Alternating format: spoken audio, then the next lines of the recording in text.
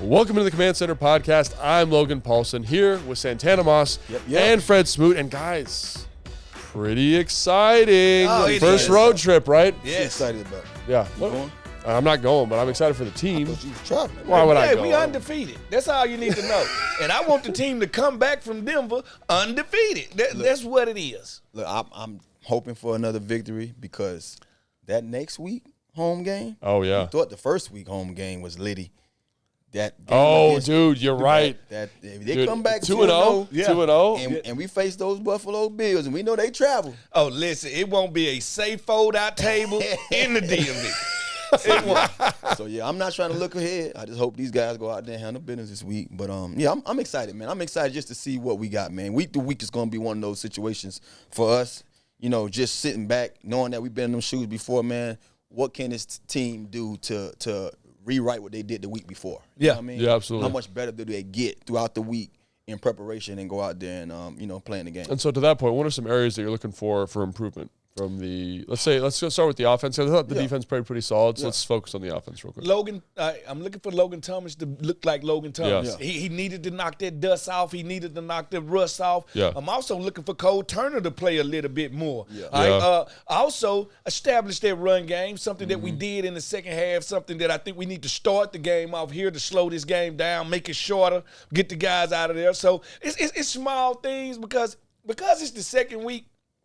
Anything progression-wise is I would call getting better. I want to see what's and I ain't mean cut you. I want to see what's new, what's going to be added. How does to it the grow? playbook. You know what I mean? Because you can tell it was a sample size of stuff they ran on the offensive end. I'm pretty sure that EB is not trying to Show everything. show not even that or just. They don't want to force anything on a young quarterback. You don't want to put too much on his plate. You know what I mean? So every week you're going to add stuff to your script saying that, okay, we went over this, but now it's time to implement it. This team is better for us to run this play or that play that we didn't show yet. So I just want to see what's new week in and week out, just knowing that it's a lot of stuff that we haven't seen yet. Some of the stuff that I saw out there, it showed up from the preseason. Yeah. What's new that's going to be added to the offense that's going to give us to have our, have us raising our eyebrows and coming in here and talking about it. You mentioned Logan Thomas going against Justin Simmons, who is maybe one of the best safeties in the league right now. Like one of the best safeties in the league. Wears 31. Looks a lot like our guy Cam out there. Yeah, he does. Tall, 6'2", 205 pounds. Yeah. But I think the differentiating factor between him and Cam is, what'd you say, Tana? Ball hawk. No, he's going to go get the ball from the middle of the field. And you got and then you got one corner with Patrick Surtain Jr., one of the best young corners in the league. So you're going to have to figure out how to attack them and where to attack them. But the air's thin up there, so the ball carries. We got a quarterback with a cannon for an arm. Like, you're going to ask yourself, how do we get to those deep balls with that type talent? And I think it's about setting up the run, to set up the play action, to allow him to air it out. Let me ask you this. So do you think this week, knowing that watching film, their coaching staff, their defensive coaching staff saying, okay, we can see obviously that,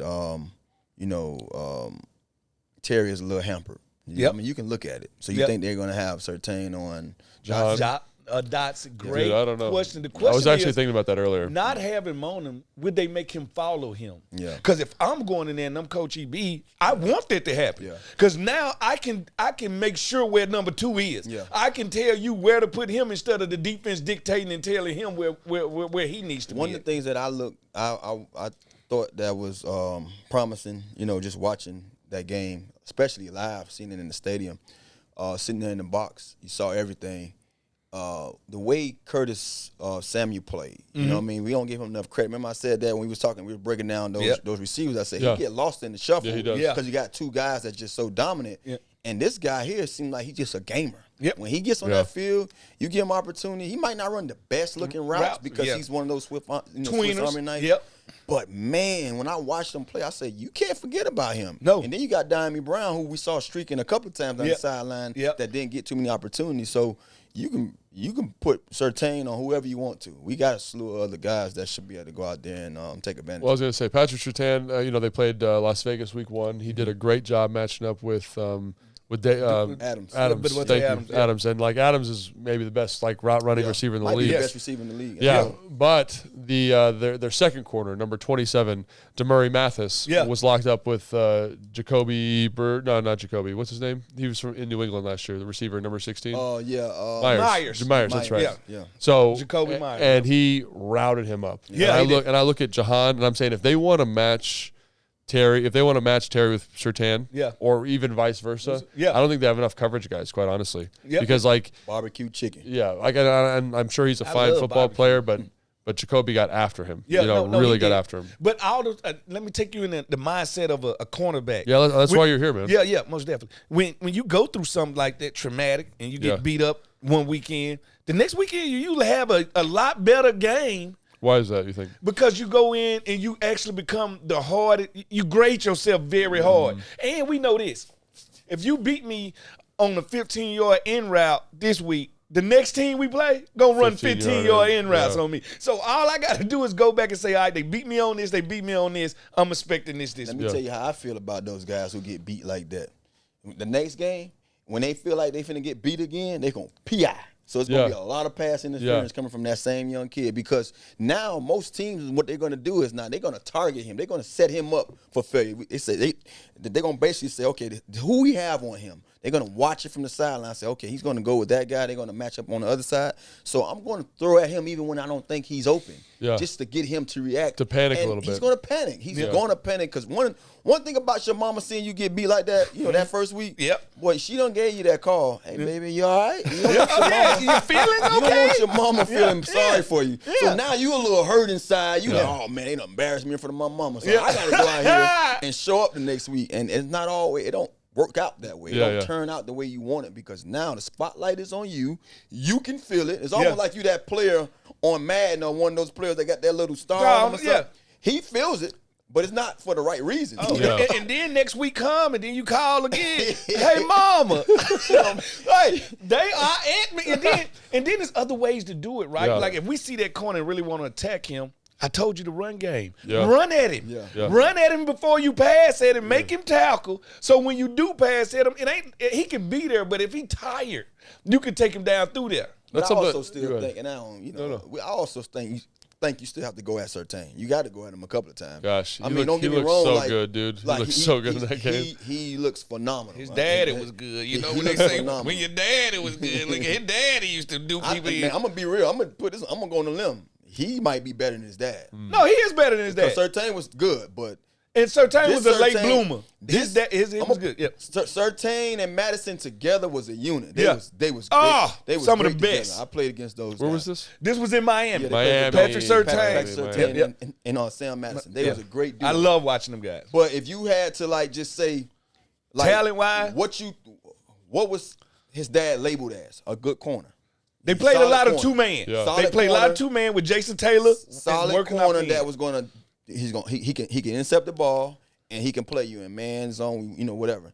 This Surtain here, he's on a level of his son is on a almost Deion Sanders / Revis / D Hall when D Hall was in his prime / name me another Slay. Like he has that ability. He has a calmness to him. He can be just that guy. Like he's a defensive back that you don't want to come see, on Sundays. It's just like Pat Surtain Sr. Yeah. It's Joe Jackson. Yeah. And Patrick Surtain Jr. is Michael. And Michael. Yeah. Sometimes your seed is better than you. Nothing wrong with that, man. No. But yeah, I was gonna say PFF has him graded as the second highest graded cornerback for this season. That's like the kid up in Sauce Gardner. Yeah, Sauce. So two. They gave Sauce, but Sauce was out of sauce. Was he? He didn't. No, Sauce played. I thought he played well. See, y'all just every time McCona give up anything, y'all hold it against us, man. Tanner, what you looking at? Sauce was saucy. Listen, like I know, if you got on a white shirt and some sauce get on it, the shirt is finished. Let me say this: I like Sauce, so don't quote me wrong. But when I watched Sauce play last year, maybe because it was Diggs too. Look, I thought Sauce was one of those guys that he ain't let you catch nothing. Somebody gonna catch something. You right. Mm-hmm. The garbage can get a steak every now and then. Every day. So that's what I'm saying. I just feel like when you have that persona as this guy, you gotta lock it down. You have to give a guy, say, all right, I'm gonna give you this 10 yards because you deserve 10 yards. Yeah. But I shouldn't see a guy get 10, 15. I shouldn't see him have his way in the passing game with you. And I feel like Sunday, I think it's somebody to fit everybody. Meaning, for every great corner, it's gonna be these one or two guys. But like I know, don't fit well against quick, small, twitched up receivers is not a good matchup for him. 6'2.5". He's a longer guy, so I will give him that too. Being a longer guy, you don't want to see a quick, a smaller dudes will give you the business. So do you think? How do you think Terry would match up with Patrick Surtain Jr.? Right now, to Terry, I don't. You don't want that. I don't want that because Terry's not himself right now. Told me Terry's gonna muscle it out there and go out and do his thing. I need to see Jahan really work against a number one. Now I want to see Jahan show one of the most talented DBs, cornerbacks in this league. There. What he got. Great call. Because I feel like that would be a great battle. That would be a battle inside the battle that we have to watch. We don't know it yet because Terry has shown us he can deal with anybody's number one. Jahan hasn't had to do that. Yeah. So with you saying that, there's really a light bulb went in my head like, oh, I don't know how he would fare against a true number one like that for 4 quarters. But we will see. I know when it comes to route running, Buddy gonna be tired because he gonna run. So, but do you think Surtain gonna be tired? Oh. But do you think a guy like Surtain will say he's gonna have to beat me deep before I even start to back up off of him? That's the thing. He's so patient with his feet, though, bud. He's so patient. His patience alone set up all that stuff. He don't have to see me. But I'm personally, saying it's like Patrick Surtain is also super patient. Yeah, you're right. It's like the meeting of like the most patient people. But this is my thing. One of the things that I know about great route runners, like Jahan is gonna set you up. He's gonna give you that stem or two that you saw on a in-cutting route, and he gonna stem in there, and Surtain gonna be like, oh, light bulb. I remember him running this route the other day, and then Jahan gonna give you the out first and bring it in, and then back out to the out. See, that's what I used to do to guys. And I wasn't doing it at the caliber of Jahan because I was always threatening guys with my speed. Yeah. I had a different gear too, so it was easier for me to do things. Guys like, oh, I'm getting out his back pedal right now and telling him to run. Yeah. And then at the top of it, I'm sitting down because I was able to do that. Jahan, he doesn't show that. He's just so smooth and fluent. Smooth, and then this is something he does at the top of his routes that's even different from what I used to do to guys, that it seemed like it gets him open every time. So that's why I want to see him go up against a Surtain and see the matchup within the matchup, because I just feel like he gonna get him. He gonna get him some. He gonna win some. Yeah, absolutely. So let's move down a level. We talked about the secondary, how it matches up with the wide receivers. Their linebackers are excellent. Phenomenal. Their front was excellent against. I mean, and I'm not. And again, it's week 1, so we don't overreact. I feel like the linebackers were fast, so fast from sideline to sideline. Not the biggest group of linebackers. Big guys. So the question is, what happens when they got to take a pounding? Like, we know you can run sideline to sideline. What happens when you got to get pounded by a Brian Robinson time after time? Well, what happens in the fourth quarter? Not Brandon Jacobs. Who's Jacobs? Jacobs. Yeah, Josh Jacobs is not a big dude, but he's 225, man. He's powerful, but he don't run. Like, when I say a guy like Robinson runs behind his pads, like when he run for 3 yards, it might not look like much to y'all, but to the DB, it's taking a toll on me. It feels different. Like, it feels different to hit him for 4 quarters, and it's going to wear me down to the point it starts to affect my covering. My question is, what would happen to their defensive front 7 when now athleticism matches athleticism? You know what I mean? Like, I feel like we have a more athletic group blockers than the guys that they played against. With the Raiders. That's true. The Raiders had big ovals, you know what I mean? So these guys out there moving at a different pace, and you got these guys, little H-back linebackers, and our moving tempo around. Is different. Yeah, you know what I mean? So I just want to see that, you know what I mean? I don't know what to say about them right now because I haven't seen us match up against them. Yeah. I do know what I saw against them playing against the Raiders. Yeah. They had their way. But that's also a divisional game. I don't pick up. I try not to take divisional games. They were both up for that game. They were both ready to go. And they just know each other. You know when you know somebody. Yeah. Like that's why I tell people all the time, I don't suggest you bet on divisional games because it don't matter who playing that day. Like, strange things can happen. Yeah, so for those two linebackers are Alex Singleton, number 49. Yeah. Really he fantastic. can play. Singleton can play. And then Josie Jewell. Talk about a football name right there. Hey, linebacker. we talked about names. Yeah, that's a nice name for a linebacker. Better than Willie Brown. Willie Brown. But both those guys are good. In the front, not a lot of really dynamic guys. They run a 3-4, so the three guys inside are huge though. They're like more like it's kind of like when Philly, like probably 10 years ago, they had like smaller dudes. Like I'm saying when I say small, like 290, 295. Are really quick like and a athletic. Brandon Graham. Yes, inside there. So a little different, kind of matches up, I think, but they're really gap sound. And then the two edge guys, one is Gregory, Randy Gregory, who was in Denver. Yeah. And did not in Dallas. Dallas. And did not rush great last game. And then Cooper from, I don't even know where he's from, but he's their starting guy. And then Frank Clark's the backup there. Yeah. So they've got some pieces. No one really flashed as a pass rusher, but it was also, in terms of watching the Las Vegas game, it was like they were just two dudes standing in a room and just punching each other in the face is what it felt like. There wasn't a lot of like... Because they stepbrothers. Yeah, that's exactly right. Yeah, so I'd be curious to see like how you get them out of that bigger front, their bigger personnel. Can you spread them out? Can you get those linebackers uncovered a little bit? Yeah. Right? And get them in a 4-down structure. I think that is something that I'd keep an eye on if you want to run the football. Yeah. Like, let's get into like 11 personnel, spread it out a little bit. Let's go 4 wides and run at them. Spread them, thin them out and run at them. Like, so I think it's logistic ways you can do it. I think we have some guys that can match up. Like, that's the big question. They're going to try to take away our heavy hitters. If you look at this roster right now, you would say Terry is the one player. Terry and Jahan, I would say, too. So right? What do you think? Yeah, Terry, Jahan, and our run game. I mean, you got to think. We still waiting on Brian Robinson to get going, and I think this is going to be one of those games. I want to see him in the open field. Like I feel like I have never seen him in the open field. I want to see him between the tackles. I think that's one of the things that I love about him the most. You know, when I watched him last year, is that he seemed to never go down after he crossed that first wave. You know what I mean? He's huge. He's a big dude. Yeah. Like, I think we lose sight of how big he is. I saw him walking up the stairs earlier, and I was like, who is that? I thought he was like a defensive end. Yeah, no, he's huge. Yeah. But yeah, so I will also be curious if EB goes in a different direction, like, because a lot of offset gun runs. Do we get in a little bit of eye? Do we get in the pistol? Is there other ways we can kind of magnify that group? Really curious to see how because that defensive front for Denver did a really, really good job, I thought, of just playing fast and physical football. Do you wanna show them run though? You wanna keep them guessing though, right? You know what I mean? Like, no, I want to keep them out balance. I was staying the shot a little bit just to keep them guessing, because now you don't know we finna RPO or you know what I'm saying? Yeah, like, but I think the other thing is like when you get in those heavy personnels, like he did against of Cleveland in the preseason, got in like 21 personnel, Arma's in the game, Bates is in the game, and they run a pass. Yeah, people drop people in coverage because they think it's a run. So and it's bigger windows when you get in 21, because you condense it down a little bit. You condense it down, and I can push these widers out, and it's gonna be some big windows, especially for intermediate routes. Yeah. So be really curious to see how EB handles it. You know, like, but when you turn on the film, man, that group was flying around. Now let's transition to the offensive side of the ball for the Denver Broncos. Obviously, a lot of big storylines there this offseason. Sean Payton, Russell Wilson. Totally new coaching staff. What's your expectation for this offense, and how do you think this defense matches up?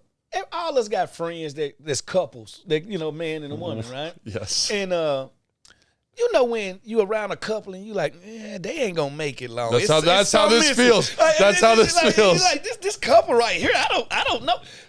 Is this Sean Payton marriage with Russell? It's something about it, and I think this is what it is. Sean Payton likes his offense to be, one, on rhythm. Yep. Two, he likes things to be done his way. Well, let's look at Russell. He makes all his plays off rhythm. Yeah. He makes it outside of the play call. I don't see this marriage looking good. Like, they look good in front of us while we out of dinner. Yeah. But I think they argue when they go home. But they just got to look good for a year, though, really, is what it boils down to. They got a show called Married at First Sight, right? Yeah. Oh, yeah. That's how I agree. You watching that show? I don't, but I've heard of it, and I saw enough of the. Watch the first season. But we know it's gonna fail, and that's what I'm saying. Like, you automatically know, like, they not gonna last. Yeah. That Married at First Sight. Soon as we get to the house and I go to, you get to, barking, telling me what I need to do more of and less of. I just met you. We've already heard. we heard Peyton kind of already barking and telling them what. Stop being a politician. Stop kissing babies. He went from that's a bold thing. No, he went from having his back to now all the bad stuff coming out. Yeah. So it's like it's showing you that, when I first came into this, I didn't know what to expect. Yeah. Now I'm here. I'm tired of it. You know what I'm saying? Yeah. So eventually, it's gonna be the tell-all story. Probably come mid-season. Right now, it's still early. You know what I mean? Still early. So he still want to prove a point to everybody that he's the one for me. Once Sean Payton told him Sierra can't dance through the halls of Broncos training facility, it was downhill.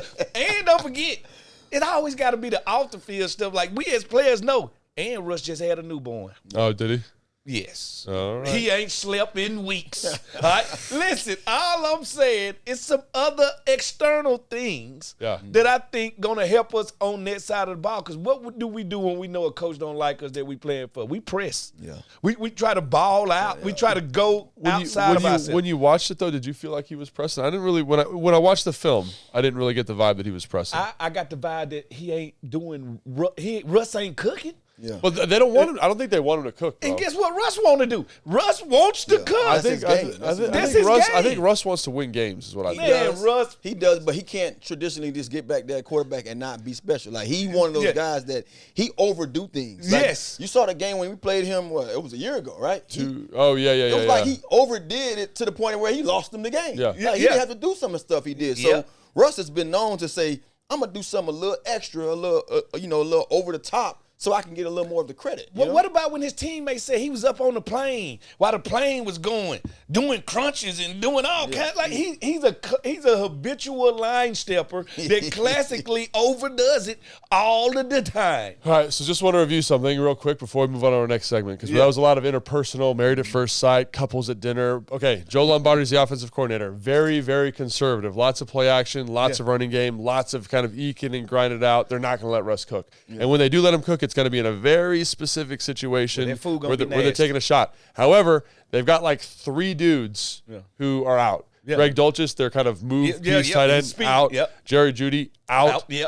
Tim Patrick, out. So really the only kind of mainstay playmaker they have on their offense is Sutton. And then the 2 running backs they have are excellent. Jamal Williams is awesome. Like he can run down here. He can highest broken tackle rate in the NFL last year before he tore his ACL and came back off an ACL in like 5 months, which is good for him. Both of those North Carolina backs, him and what's his name from New York, Bryce, they both came back from these injuries and running. Yeah, so and then Shamaj P. Ryan's the other back there. And so I think what you're going to see is a heavy dose of that, and they're going to run, punt, and can the defense just kind of contain them when it's time to take that shot to Courtland Sutton? Can they contain him? All right, so just want to touch on some schematic stuff in addition to that touchy-feely emotion stuff that you just brought in. We're pulling for that couple. We're pulling for them. Don't pull for them. They're not ready for it. We want them to make it. All right. So let's talk about where the Commanders' advantages are. Okay, let's talk about, this is our little segment. Yep. Who needs to be a star, make an impression, get gritty, and dominate? So we're going to start with the first one here. Who needs to be a star in this game for us to win? I'm going to go with one Sam Howell. That is the cheatiest answer. Thank you. Okay, all right. Thank you. I want it to be cheesy. No, cheatiest. It's like you're cheating. No. I got to say He's a quarterback, man. I got to say Sam because it's his first road game. Okay. And everybody wants all right. Everybody wants to see how he plays in hostile territory. Yep. Not only are you going against the crowd there, you're going against Mother Nature. She don't even make the air regular up there. So at the end of the day, he's going to have to battle, and he's going to have to battle after Mother Nature. He's going to battle Pat Surtain Jr. They got safeties, Simmons. They got so many elements that's just going to come down on him. And it's a fast defense. Yes, a fast defense. I want to see what happens when he makes his first mistake on the road. How does he bounce back? Yeah. So when I say I want him to be a star, I just want him to go up there and show him who he really is. And that environment there, and we've played there before, they get bumping. Yeah. It is hard to breathe. Yeah. It's loud as heck. I think they play Jedi mind tricks with the breathing, though. You remember the signs they got everywhere? Yeah. Beware of all if you can't breathe, look for the local oxygen. These are all Jedi mind tricks for the we were just talking about it, like when we first went there, like immediately you get to say to me, your mouth's dry. Yeah, your lips white. You're like, I'm thirsty, I'm tired. Oh my gosh. Anyway. I didn't even pay no mind. He's just tougher than us. This dude right here. No, to be real with you, I don't pay attention to a lot of stuff, right? Oh, I know. I play with you. I have blinders on. But honestly, I think our offensive line need to be stars. Every last one of them. Yep. They need to just be at their very best this week. They need to really go out there. I want to see these guys be be fast when it comes to, getting to their double teams and all their slides and pulls. And I want to see us dominating the run. I do kind of want to see that what London Fletcher was talking about, on our field pass when it comes to talking about we need to establish a run. I'm not sure we need to go out there and establish a run off the rip. Yeah. But when we do run the ball, let's run it efficiently. So I think those guys need to be good in the run game and the pass game, and if they do that, I feel that Sam, I'm so comfortable with Sam that if the little things happen that needs to happen for him, he can take care of the rest. Yeah, I think that's a great one because I think, we talked about the offensive line not having a bad day in the previous pod, but not having a great day. This front's much better than the Arizona Cardinals. So how do they handle that responsibility? How do they handle the noise? How do they handle all that stuff? I agree with that 100%. For me, it's the defensive line, and I'm going to tell you why. The Broncos this offseason went out and they invested a ton of money in the offensive line. Right tackle Mike McGlinchey, he's like the 10th highest paid player in the league, right? They brought in Ben Powers from Baltimore, the left guard. They paid him a ton of money. Nasty. Garrett Boyles is one of the top probably 12 left tackles in football. He's a pretty good football player. And Quinn, I don't even know how to say his last name, but he's from a smart school guy. Mm-hmm. That's a good offensive line. Yeah. And compared to what Arizona just tried in here, much, much better. Yeah. So I've always wondered about this group. Can they be dominant versus a very good other group? And don't get it twisted. The play calling of Joe Lombardi is going to insulate the heck out of that group. They're going to run the ball a ton. They're going to play action pass. They're going to make it hard for them to get into the rush. Can they still affect the game the way we saw them affected against Arizona? And if they do, I think we win this football game. Yeah. So that's what I'm saying. Can you be a star kind of when all the things are against you? Talent's against you. They're more talented than this offensive line, but it's a talented offensive line. The play calling is going to hurt them up. So that's mine. Okay. I like how y'all guys pick boy groups. We've been talking about pick bands, man. We pick bands, baby. Bands, baby. I pick one person. All right, so let's do this one. This is kind of an interesting one because I feel like you could go any direction. That's why it's fun. So let's start with Tana. Yep. Or you could start in here, Tana? Yeah. All right. Who's going to make an impression or who needs to make an impression? Let's do that. I'm going to say in the running back room, man. AG. I was going to say that too. You took it right out of my mouth. I think AG, his role can expand if he just go out there and show everybody that he's that boy. And I think he has the potential. Yeah, just relax. When he gets the ball in space, man, it ain't too many guys that's better. So I'm AG need to just go out there and say, this is the AG you guys going to be watching this year. Yeah. Put the ball in my hand in space. Give me a couple of runs here and there between tackles, which I don't like to see that all the time so often because we have other guys that can do that. But just find a way to mismatch. Give him some mismatch where he can get on a guy too. We can throw the ball at him because I think that's what makes him dynamic for our offense. Absolutely. I don't know how you're going to pick a better one, Fred, but I got one. Who you got? I got one. I'm going with Cody Barton. Okay. A.K.A. Popeye the Sailor Man. I need Dude, Cody get your Barton. boy. Get this man.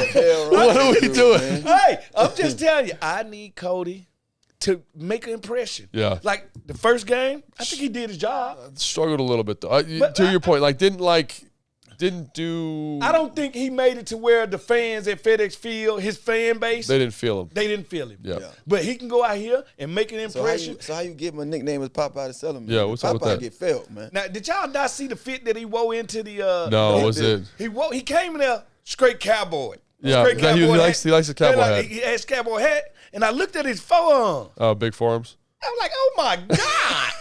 Like, how do you get those in shirts? And the first thing I thought about was bigger than his biceps. Yeah, like his bicep looking at his forearm, like what y'all been doing? So I like that. He look like Popeye the Sailor Man. I like that's a good body to be at the middle linebacker. Yeah. But I want him to make his impression because when you go to a team, especially a new team, the first thing you want to do is show the fans that the money was spent well. Right. And I think that's what I want him to do. Introduce Commander's Nation to Cody Barton. No, for me, it's going to be Logan Thomas, I think. I think because we've talked when he's practicing and when he's healthy, when we've seen him in this offseason, he's looked amazing. And I felt like he just didn't put his best foot forward last week. Yeah. And I want him to show all the fans what we've seen every day in practice. I think it was a bad day too. As far as wetness and just footing. Footing is big when you come off a knee injury. I mean, you're a little nervous. It's going to make you a little timid. And I feel like not only being timid when you're thinking, That's how you drop balls. That's how you and then don't add insult to injury to damn rain. So all that stuff is kind of going against him. 100%. And so again, I want him to just show it because I know he can do it. I know he's got it in the bag. I want the fans to see it. I think he's gonna have an opportunity this week, right? Let's work on some of these linebackers. Let's work on that on Simmons. Let's show that we can be a dominant player. So I'm excited for him. That's a good one. So let's get gritty. Get gritty. Get gritty. Now, the definition I was thinking of the are we dancing? Are we dancing right now? Well, I'm going to pick Sam Cosmi if you want to say get gritty. But he does both, though. No. I'm going to say he does both. So I would probably say who I want to get gritty, the Pope, Benjamin St. Juice. Because I love that you call him the Pope. The Pope. It cracks me up. I think he might be a little moody that he ain't starting. He started though. He played 60. So the defense had 62 snaps. You know how many snaps he played? In two receiver sets. All I'm saying, he played 62 snaps. He did. He played all the snaps. We understand the third corner starts. Yeah. But what I'm saying but what I'm saying is he started outside. Forbes only played 40 snaps. You're a boy. Hey, Forbes coming on third down. It felt like it was some moodiness out of my boy St. Jude. And I know him, and I know energy. Yeah, you do know energy. I know energy. And I felt like, all right, go on, get gritty and show him who you is. Go on out here and handle Cortland Sutton. He should handle him the best because he's big, he's strong, he can run with him. And he know he going to get the ball. Show them you can get the ball back, Juice. That's the only thing they want you to do. Get some interceptions. Get your hands on some balls. Show them who you are. Yeah, I'm with that. I mean, the guy I would like to see get gritty, we didn't call his name much, and that's Deron Payne. We didn't call his name much in the first game. The reason why I say that, no. Tanner has very high standards. You gotta understand what I'm saying. No, I'm not saying he needs to be gritty. Yeah. I'm saying I want to see him be more gritty because you gotta look at it like this. We know he's dominant. He showed up in that game. Our defensive line played well, but when I'm watching that tape and I'm seeing Jonathan Allen getting doubled, that means a lot of these other guys by themselves. Yeah. So when you by yourself, I need you to be at your. I need you to win. I need you to win so much to where that's it. They be like, hold on, we got to come double him. Yeah. You know what I'm saying? Yeah. So when you're not getting that attention and they good call. They kept giving Allen. Allen was getting double more than anybody. Hey, he got double so much he tackled somebody from the back. That's what I'm saying. I seen him put his arm behind him. He made a play one time where he was getting double. Jamin Davis just slid right in front of all that and just made the tackle. That's why I'm sitting there like, well, damn, you ain't see him just do that. They didn't even care about him. They wanted Allen. So I need Payne to be so dominant because now you know your boy is getting killed. So I want them to be able to not pick and choose on who they gonna double. I want them to have a choice and say, hey, we got to double either one of these guys, not just one. Good call, right? You know what I'm saying? That's why I want to see When you have a game like he had, like I can't just not talk about it. I feel like we got to talk about it. Hungry dog will bite you. Got time if I want to, and if I don't see it, I'll take off and do something else with it. It smell like beef. Let me smell it. What do we got It smell like the vegetable aisle. Oh, it does smell like beets. Listen to it smell like Wegmans. My guy is whichever receiver is matched up on number 27.